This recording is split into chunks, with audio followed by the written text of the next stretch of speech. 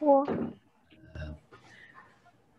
Бауыржан Момышұлы бұл өмірін сол кеңес әскеріне арнаған адам, өз елінің бағасын білген адам ғана. Жалпы Бауыржан Момышұлының бір ерекшелігі қатты қазақи тәрбие көрген адам. Себебі ата-анасынан жасқа жетім қалады да, ол әжесінің тәрбиесінде болады. Ал әжесі ескі фольклорды, Абайды зере тәрбиелеген секілді, әжесі де кімді тәрбиелейді ғой? Бауыржан Момышұлы. Сол кезде қарасаңызшы, қанына сіңіп кеткен ғой сол сөздер. Өз елінің бағасын білген адам ғана басқа елді қадірлей алады. Өйткені халықтардың туыстығы алдымен адамдардың өз халқына сүйіспеншілігі арқылы келеді. Мен өзге ұлттарды құрметтеуші, өз ұлтын сүйуші адаммын дейді. Сонда бұл сөзді мақалмен айтатын болсақ, отан отбасынан басталады деген сөз ғой. Яғни өзінің отбасындағы адамдарды қорғамаған, оларды жақсы көрмеген, оларға қамқор болмаған адам ол отанын ойлап жарытпайды деген сөз. Түсініңіздер ме? Кішкентай кезде баланың біреуді жақсы көруі адам ретінде ол өте маңызды. Себебі және баланы бірінші кезекте біреу жақсы көруі маңызды. Себебі мейірім көрмеген бала мейірім көрсете алмайды көп жағдайда. Сол үшін балалар үйінде тәрбиеленген балалардың көбісінің мемлекет олар қанша үйіп төгіп киім, қаражат, телефон барлығын алып берсе де қылмысқа баратын себебі сол. Себебі мейірім көрмеу. Іштегі өшпенділік, кек, өмірге деген реніш. Түсініңіздер ме? Яғни алмастыра алмай тұр ешқандай жағдайда ата-ананың рөлі. Сол үшін мейірім беру керек. Бұл не үшін айтып тұрмын? Анау балаға мейірім бергендегі кезде ғана махаббат негізі мейірімнен туындайтын дүние ғой. Аяу, жақсы көру, қамқор болғысы келіп тұру. Сонда сен кішкентай мамаңды жақсы көрсең, сенде жалпы жақсы көру деген ұғым пайда болады сенің өміріңде. Түсінесіз бе? Әйтпесе жоқ. Отбасын жақсы көрмеген адамның отанын жақсы көре алмау себебі сол. Бесікте жатқанда құлағында анасының әлди әні сіңбеген баланың көкірегі кейін керең болып қалмаса деп қорқамын, дейді Бауыржан Момышұлы. Енді басқа ұлттардың барлығының әлди бесік жырын естімегеннің барлығы құлағы керең болып қалған жоқ. Бұл жерде әлди деген сол ананың мейірімі, ананың еркелету сөзі деген мағынада айтылып тұр. Жарай ма? Дұрыс қой енді. Әлемнің барлығы бесікте жатқан жоқ, бірақ әлемнің барлығының құлағы керең емес қой. Дұрыс па? Тура мағынасында түсінудің қажеті жоқ бұл сөзді.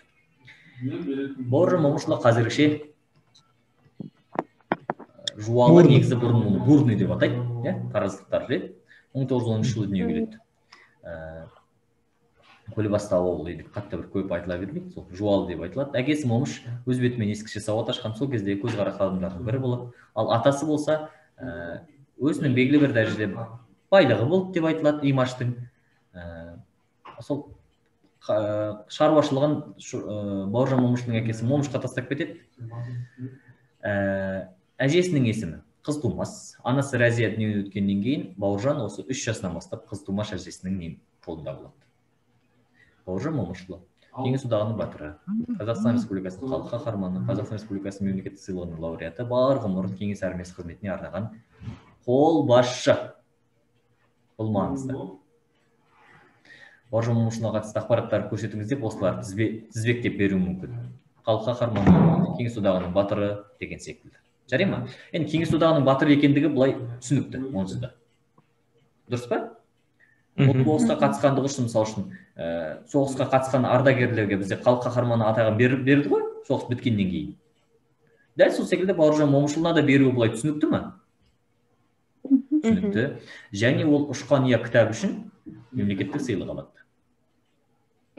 Кеңес армиясы қызметіне арнаған қолбасшы болғандығы ол түсінікті. Майдан шебінде жүргенде де қаламын тастамаған. Сол майдан кезінде жазылған шығармалар қараңыз. Офицер күнделігі, біздің семья, ұшқан ұя, соғыс психологиясы, қанмен жазылған кітап, Москва үшін шайқас, жон, арқа.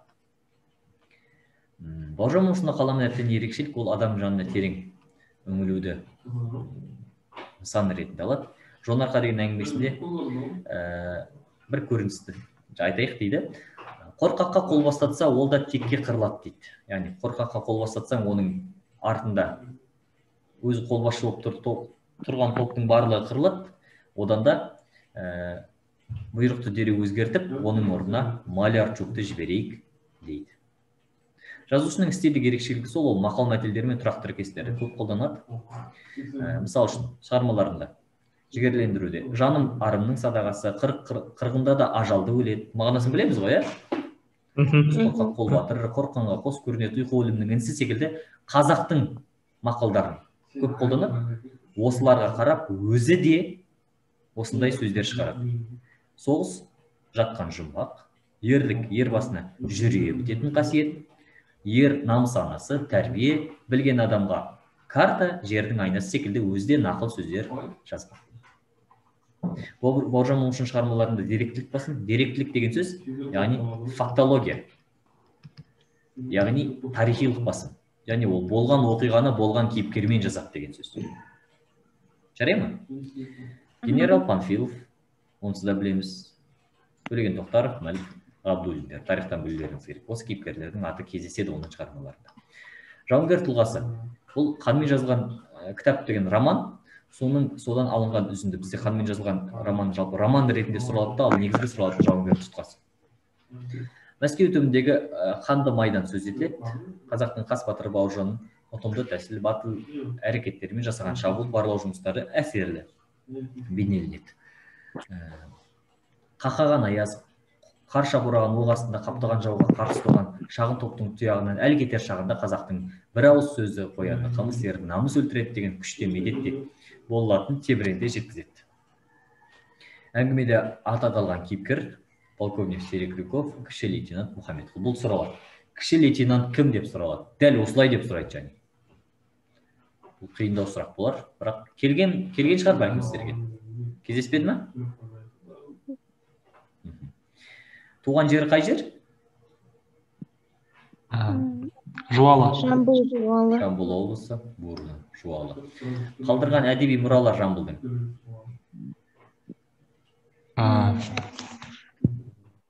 Айтыңыздар. Жонарқа. Сосын бізде офицердің, жоқ. Офицерлік күнделігі жатады. Офицерлік күнделігі соғыс кезінде жазылған және Москва үшін шайқас. Москва үшін шайқас. Бауыржан Момышұлының өзінің нақыл сөздері? Ар намыс анасы тәрбие. Өте жақсы. Екіншісі? Ерлік, ер басына жүре бітетін қасиет. Ал қалғандары халықтікі. Москва үшін шайқас. Подмосковье деп айтады ғой. Волоколамск деген Москваның бір шеті деп есте сақтаңыздар. Жарай ма? Сол шетіне анау Алматыда құрылған панфиловшылар, атқыштар дивизиясы Алматыда жасақталып, жиналып, сөйтіп Волоколамскіге аттанады. Бұл 4 кітаптан тұратын шығарма. Осыны білсеңіздер жеткілікті Москва үшін шайқасқа. Ұшқан я, бұл повесть. Повесть дегеннің мағынасы орта көлемді шығарма деген сөз. Әңгімеден ұзақ, романнан қысқа. Өте жақсы. Бұл этнографиялық, бояуы, қалың, ғұмырнамалық, бұл мемуарлық шығарма. Себебі ол өз өмірі жайлы жазған. Яғни менің ұшқан ұям деген сөз ғой, балалық шағым деген сөз. Түсініңіздер ме? Енді этнографиялық бояуы басым болады, себебі ол әжесінің қолында өсті ғой. Сөйтіп әжесінен естіген әңгімелердің соның барлығын шығармаға арқау етеді. Жарай ма? Осы мемлекеттік сыйлыққа ие болады 1976 жыл. Повестен болашақ батырдың балалық шағы, өскен ортасы туралы мәлімет аламыз.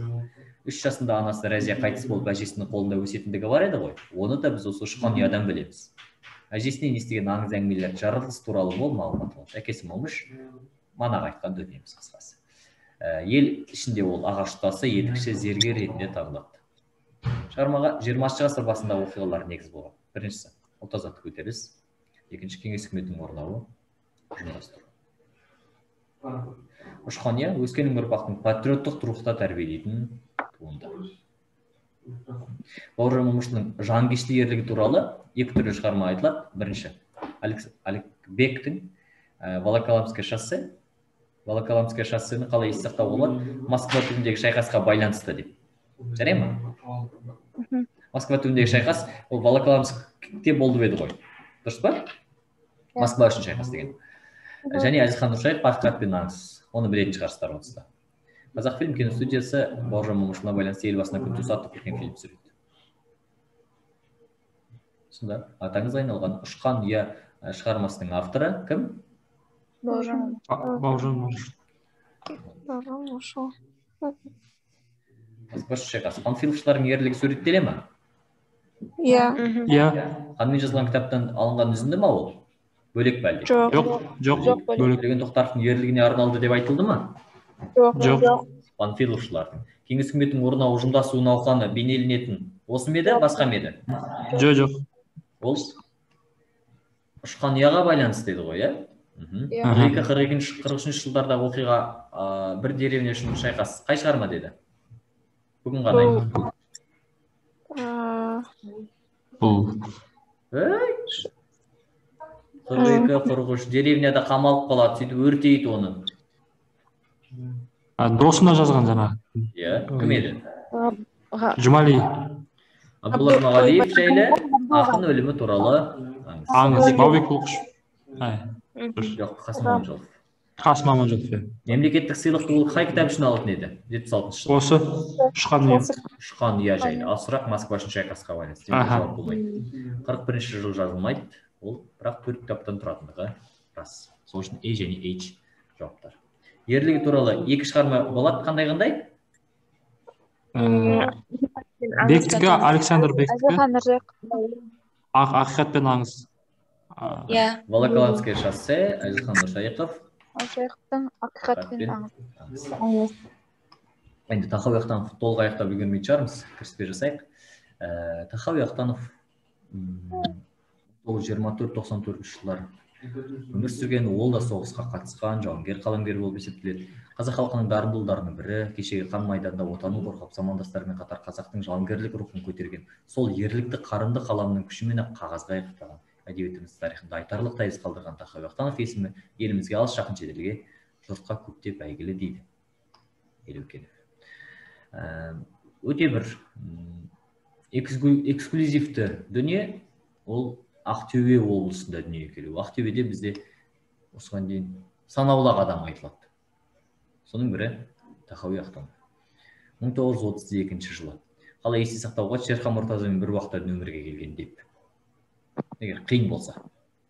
1940 жылы орта мектепті бітірген ол Абай атындағы Қазақ педагогика институтына түседі.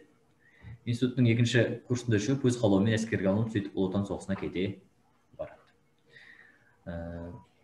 Жұлдыз журналының редакциясында, киностудияда Қазақстан Жазушылар одағы мен Мәдениет министрлігінде жауапты қызметтер атқарды.